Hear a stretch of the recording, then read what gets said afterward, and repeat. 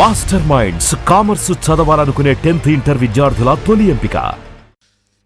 కరెక్ట్గా అన్నయ్య దగ్గర తొలి ప్రేమ స్టోరీ నేరేట్ చేసి అప్పుడే ఎప్పుడు పెట్టుకుందాం షూటింగ్ అనింది అన్నయ్య. ఎగ్జైట్మెంట్ తట్టుకలేక అక్కడి నుంచి ఫస్ట్ టైం అప్పుడే నేను చూస్తున్నా ఒక హీరోని. ఫస్ట్ టైం నేను మ్యాగజైన్లో చూసా. ఏదో ఒక అబ్బాయిని అనుకుంటే ఇంత అందంగా ఉంది, కళ్ళు ఇంత పవర్ఫుల్గా, ఒక డబుల్ పేజీలో సింగిల్ పేజీలో ఫేస్ తెలుస్తుంది. నేను ఒక టీ నగర్లో అది చూసి అబ్బాయి చాలా బాగున్నారు, లైట్ బియర్డ్, అంత పవర్ఫుల్ ఐస్, మన స్టోరీకి సూపర్గా ఉంటారు. ఏదో తెలుగు మ్యాగజైన్ తెలిసింది. లాగితే అటుపక్క చిరంజీవి సార్ ఉన్నారు. ఏమంటే నేను షాప్ దగ్గర ఇది అన్నయ్య చిరంజీవి గారు తమ్ముడండి అన్నారు. ఆహా, అయితే చాలా కష్టం. మీరు నమ్మరు, 6 months తిరిగా అక్కడ. ఎవరు పాండి బజార్లో అక్కడ తెలుగు షూటింగ్, తెలుగు డిస్కషన్ వెళ్తే అక్కడ వెళ్ళి మాట్లాడి అక్కడ లక్కీగా నాకు గిరి గారు దొరికారు, ఒక ఫ్రెండ్. వాళ్ళ వల్ల కొంచెంగా ఇంప్రూవ్ అయ్యి దెన్ 6 months తర్వాత అన్నయ్యని కలిసా. ఫస్ట్ టైం మీట్ అయ్యా. అలా కలిసి స్టోరీ చెప్పి ఇమీడియట్గా ఓకే ఎప్పుడు షూటింగ్ పెట్టుకుందాం అంటే ఎంత హ్యాపీ వస్తుంది చూడండి. కరెక్ట్. బికాస్ రియాక్ట్ చేయడం కూడా కష్టం, ఎందుకంటే ఫస్ట్ టైం చూస్తున్నా అన్నయ్యని. అన్నయ్య వెరీ క్యాషువల్, ఆయన కూడా హీరో కదా. అలా చూసి అలా బయటకు వచ్చి మా ప్రొడ్యూసర్ కాజల్ నాగేశ్వరరావు అని సూపర్ మ్యాన్, వాళ్ళు తీసుకొచ్చారు. యాక్చువల్గా వచ్చి అలా కార్లో అలా ట్రావెల్ చేసి ట్యాంక్ బండ్ దగ్గర ఆపమన్నాను. మీరు ఆపన్నారు. ఇది సిటీ, అప్పుడు అది సిటీ, పెద్ద సిటీ, ఫుల్ లైట్స్. సార్ ఈ ప్లేస్లో కొంచెం ఆపుతారని బుద్ధా స్టాచ్యూ తెలిసింది. అక్కడ నేను సార్ ఏడాను సార్, వాట్ అ సిటీ, ఈ భూమి ఎంత పుణ్య భూమి. నా కళ్ళలు 10 years అసిస్టెంట్ డైరెక్టర్గా తిరుగుతున్నా, ఇక్కడ ఒక ఊరికి వచ్చాను, ఒక హీరో స్టోరీ ఓకే చేశారు బుద్ధా అని చెప్పి చాలా I am very beautiful moment. Night అది ఏడుపు వచ్చింది, అంత హ్యాపీగా ఫీల్ అయ్యాను. అది ఒక ఫిలింలో ఒక నా ఫీలింగ్ని ఇవన్నీ ఒక డ్రీమ్ ఉంటాయి, ఎక్స్పీరియన్స్ ఉంటాయి అన్నప్పుడు సాంగ్ కాన్సెప్ట్ కూడా హీస్ అమ్మాయిని అద్భుతం చెప్పాడు కదా. అది సెకండ్ హాఫ్లో అమ్మాయి కూడా వచ్చింది. డ్రీమ్ ప్లస్ ఉన్న పరిస్థితి, అమ్మాయి వచ్చినప్పుడు అది ఆ ప్లేస్మెంట్ మారుతాయి అన్నది ఆ కాన్సెప్ట్. ఆల్రెడీ ఆ ప్లేస్, ఆ బుద్ధా స్టాచ్యూ ఉంది కదా, అది అన్నీ ఒక అది మంచి చల్లగా ఉంటాయి. ఎలా ఉంటాయి ఏమంటారు, అది సడన్గా రావట్లేదు టెన్షన్లో. ఓకే, కాన్సెప్ట్ ఓరియంటెడ్గా ప్లేసెస్ చేంజ్ అయిపోయి ప్లేసెస్ చేంజ్ అవ్వదు, ఆ మూడ్ ప్లేసెస్ మూడ్. అవును, అది స్నోలో ఉంటే మన ట్యాంక్ బండ్ స్నోలో ఉంటే ఎలా ఉంటుంది అన్నది. మరి గోల్కొండ ఫోర్ట్ స్నోలో ఉంటే ఎలా ఉంటుంది అది కన్వర్ట్ చేసి వాళ్ళు ఫీల్, అలాంటిది ఫీలింగ్. ఓకే, బట్ అంత ఫీలింగ్లో ఉన్నారు, లోపల అంత లవ్ ఉంది. కానీ సడన్ వాళ్ళు ఏ లొకేషన్ వెళ్ళినా అమ్మాయి వచ్చినా అదన్నీ మారిపోతాయి, అమ్మాయి వచ్చింది ఆ లొకేషన్స్ మారిపోతాయి అన్నది కాన్సెప్ట్. సో అది దీనికి ఇది ఇన్స్పిరేషన్. ఆ ప్లేస్ నాకు చాలా, ట్యాంక్ బండ్లో ఫస్ట్ టైం వచ్చి అన్నయ్యని చూసి అక్కడ వెళ్ళి అది మర్చిపోను. హైదరాబాద్ లైఫ్లో ఎప్పుడు హైదరాబాద్ అంటే నాకు అంత ప్రేమ, ఇష్టం, పిచ్చి ఇష్టం. అదే హ్యాపీ సాంగ్లో కూడా ఫస్ట్ ఓపెనింగ్ సాంగ్ చల్ చల్ మే హైదరాబాద్, వాళ్ళు హీరో వచ్చినది నా ఫీలింగ్. అది ఫస్ట్ టైం హైదరాబాద్కి వచ్చి ఆ ఎగ్జైట్ అవ్వడం అన్నది, ఒక పాట పెట్టాలి హైదరాబాద్ మీద అన్న, అది అక్కడ జరిగింది. సో మా డ్రీమ్ ఉన్నది అప్పుడప్పుడు కలిసి వస్తుంది. సో ప్రభాస్తో స్విట్జర్లాండ్లో ఒక లవ్ స్టోరీ చేస్తే ఎంత బాగుంటుంది, అది కనెక్ట్ ఎలా చేయాలి అన్నప్పుడు కరెక్ట్గా నాకు అన్నీ దొరికింది, నా దేవుడి దయ వల్ల. అది ఒక్క ఫ్రేమ్లో ఇంత కథ ఉంది. లేదు ఇవన్నీ స్టార్టింగ్ పాయింట్, ఇలా మిగిలిపోతాయి ఒక కళాకారుడికి. అవును, అదే వద్దు సరోజ కామెడీ ఉల్లాసంగా వచ్చాక మీరు చూసారు.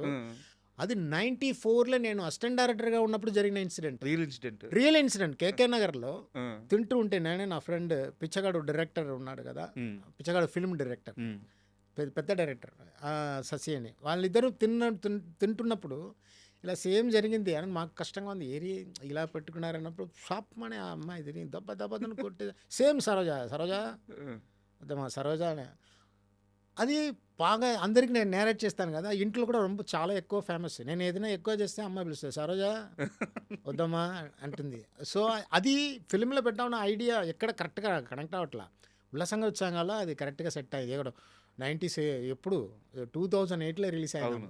అలాగే అన్నీ నోట్ చేసుకుంటా ఇన్సిడెంట్స్, ఆ టైం అన్ని. సో అలాగే డార్లింగ్లో ఉల్లాసంగా ఉత్సవం హిట్ అయిన తర్వాత ప్రభాస్ గారికి సినిమా చిత్రం ఫస్ట్ ఎక్సైట్మెంట్ వావ్ సూపర్ అని.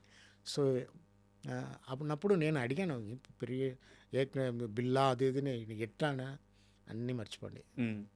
ఇంకా చెప్పాలంటే మీ ఏ ఫిల్మ్ చూడొద్దు, మీరు మీ స్టైల్లో మీరు చేయండి. చూడొద్దని చెప్పారా? చూడొద్దనని కదా, మీరు దాని గురించి ఏం అంటే బాధపడండి. యాక్చువల్గా నా ఫస్ట్ క్వశ్చన్ కూడా మీరు గమనించారా? ఆయన ఆ మూవీస్ లిస్ట్ చెప్పాను నేను. ఆ పీరియడ్లో ఈ సినిమా ఎలా తీయగలిగారు అదే వాళ్ళు అంటే- చెప్పింది, నా ఫిలిం పక్కన పెట్టండి, మీ స్టైల్లో మీరు చేయాలి. అందుకంటే అది చూస్తే నేను కొంచెం అది sir this is great sir, great moment sir. Prabhas అంటేనే మై ఫుల్ జాలి జోస్ వస్తుంది నాకు. ఎప్పుడైనా చెల్లం అంటారు నాకు. అది యాక్చువల్గా నాకు క్వశ్చన్ ఉంది. చలమని పిలుస్తారా మిమ్మల్ని? నీకు పేరా Chalam? No I call Chalam, so he call Chalam. ఇద్దరికి చలం. ఎందువల్ల అది ఎట్టా? అది ఏదో ఒక బుజ్జి అంటారు కదా తమిళ్లో, అది బుజ్జికి చలం అంటారు. ఓకే. తర్వాత జీవి ప్రకాష్. ఉల్లాసంగా వచ్చిన ఫస్ట్ ఫిల్మ్ ఆఫ్ తెలుగు మూవీకి ఫస్ట్ జీవి. Tremendous miss.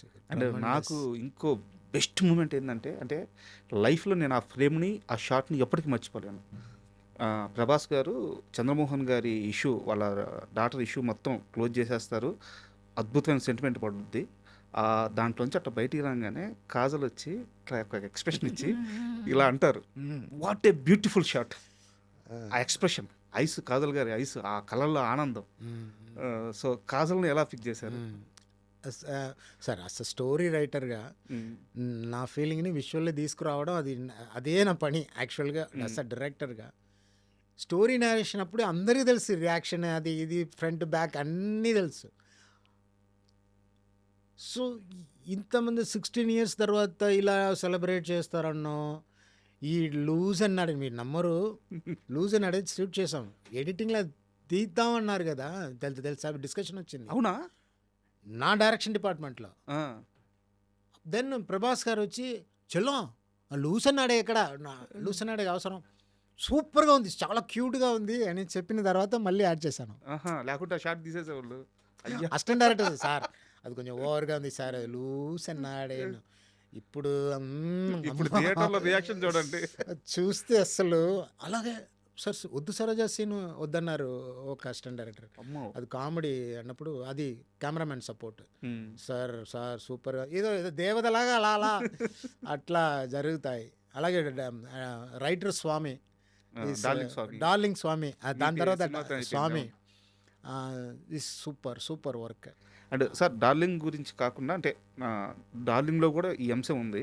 ఒక చిన్న డౌట్ సార్, యాక్చువల్గా మీరు కనిపిస్తే అడదాం అనుకున్నాను. నాకు తెలిసినంత వరకు మేకర్స్ వేరు సెట్లో కానీ, సెట్లో ఓకే, బయట లొకేషన్స్లో షార్ట్స్ తీసేటప్పుడు వైట్ డ్రెస్ ప్రిఫర్ చేయరు, ఎందుకంటే లైట్కి ప్రాబ్లం అవుతుందని చెప్పి. బట్ మీ సినిమాల్లో ప్రతి హీరోయిన్ ప్రతి సినిమాలో వైట్ డ్రెస్తో కనిపించే ఉన్నారు.